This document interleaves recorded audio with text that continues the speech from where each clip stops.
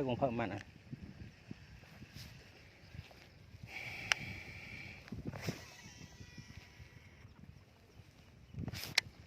tức phở mặn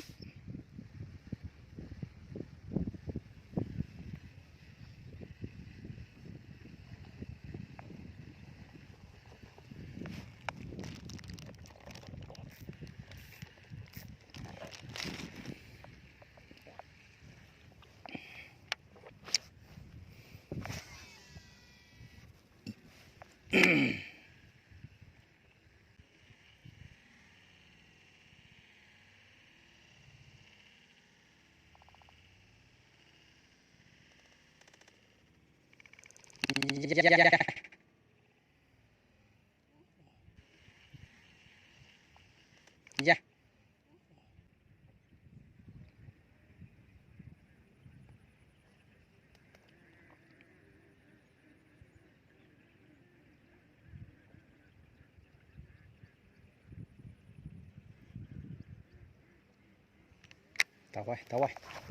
tao hơi lọc mồi tiền ồ